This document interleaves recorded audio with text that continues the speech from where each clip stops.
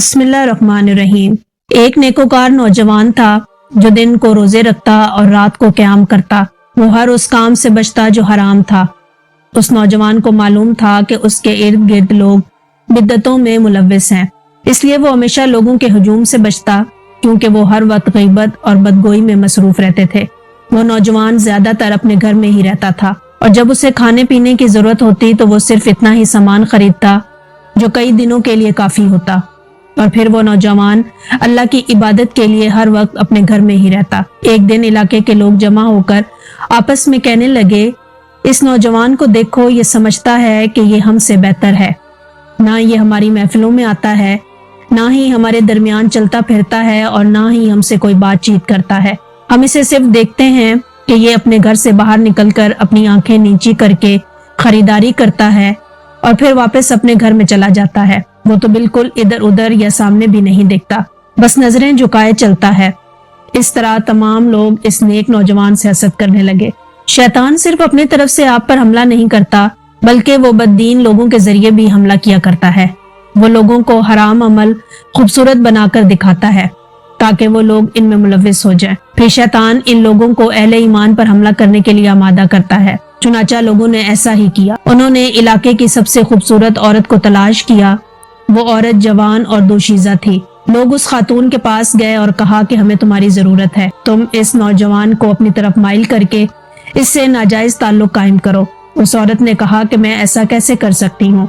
ये औरत इलाके की सबसे गरीब लोगों में से थी। वो इंतहाई तंगदस्ती की जिंदगी गुजार रही थी। चुनाचा लोगों ने उसे पेशकश की कि अगर तुम ये काम करोगी तो हम तुम्हें तुम्हारे वजन के बराबर या उससे भी ज्यादा सोना देंगे, जिससे तुम्हारी गुर्बत बिल्कुल खत्म हो जाएगी। तुम्हें सिर्फ उस शख्स के साथ जिना करना है। औरत अपने घर जाकर अपनी हालत पर गौर करती है और सोचती है कि मैं किस कदर गुर्बत में जिंदगी गुजार रही हूँ। मेरे पास तो कुछ भी नहीं और मैं गुर्बत में मर रही हूँ।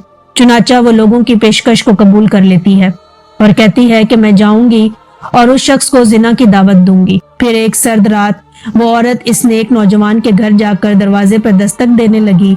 नौजवान ने दरवाजा खोला और जैसे ही औरत को देखा फौरन दरवाजा बंद कर दिया।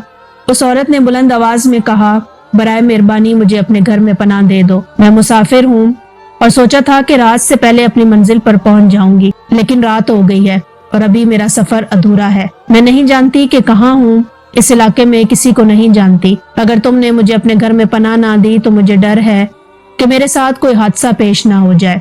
नौजवान ने कहा कि मेरे घर के आसपास बहुत से पड़ोसी हैं, उनके दरवाजे खटखटाओ, इंशाल्लाह वो तुम्हारी मदद करेंगे। वो औरत वहां से चली गई, लेकिन कुछ देर के बाद दोबारा नौजवान के दरवाजे पर आई और दस्तक देकर कहने लगी, मैंने बहुत से घरों का दरवाजा खटखटाया है, लेकिन किसी ने दरवाजा नहीं खोला। बाहर बहुत सर्दी है, अगर तुमने मुझे पनाह ना दी तो मुझे डर है कि कहीं मुझे मौत ना आ जाए।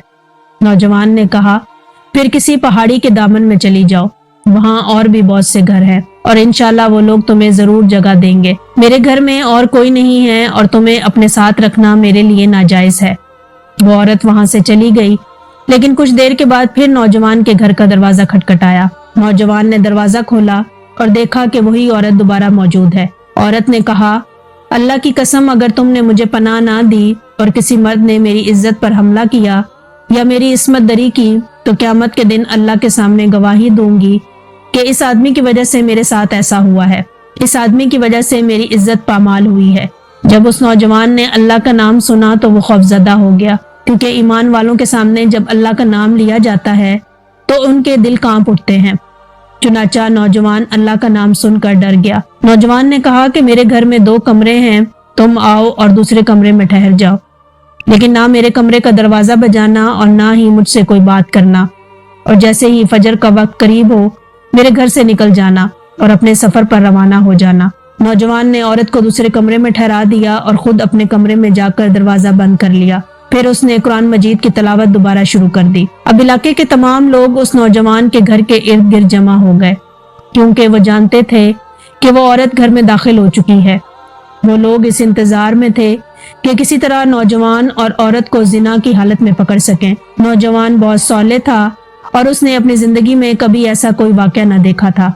नौजवान तलावत कलाम इलाही में मगन था, लेकिन औरत नौजवान से जना करने के लिए बिल्कुल तैयार थी।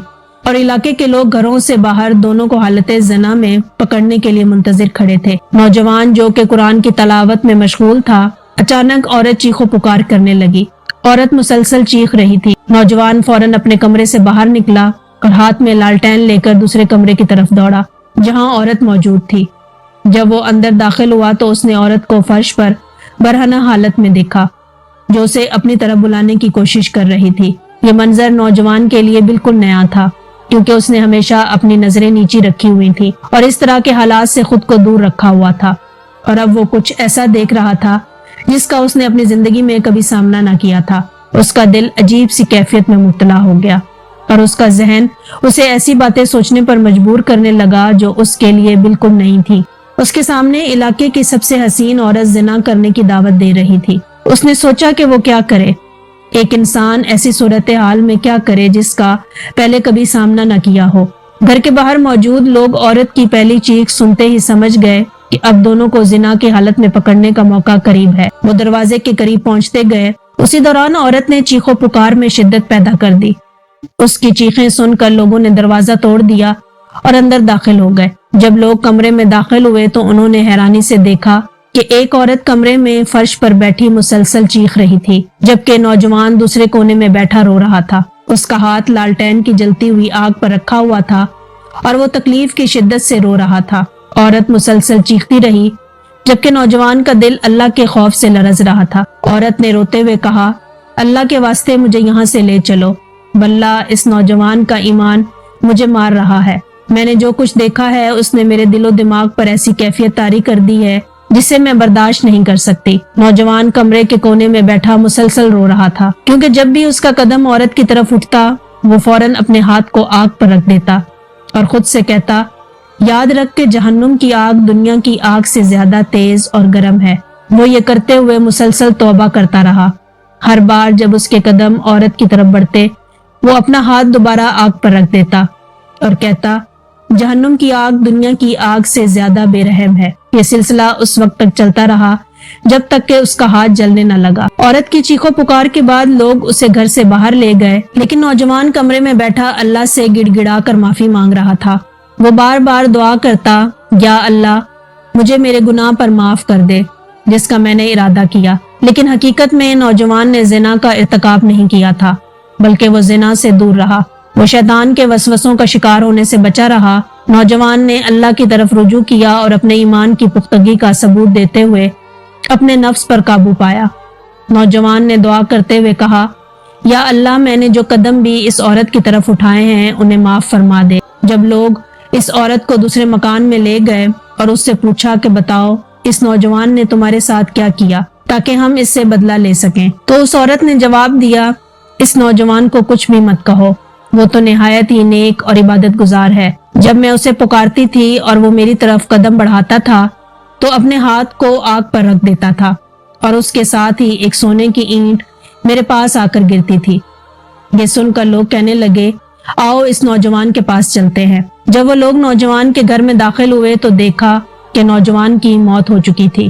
دوستو اس نوجوان کا ایمان دیکھیے، صالحین کا ایمان دیکھیے، کوئی بھی چیز انہیں فتنے میں مبتلا نہیں کرتی اور نہ ہی انہیں اللہ سے دور کرتی ہے۔ دعا ہے کہ اللہ تعالی ہمیں بھی نیک صالحین بنائے اور ہر قسم کے فتنوں سے محفوظ فرمائے۔ آمین یا رب العالمین۔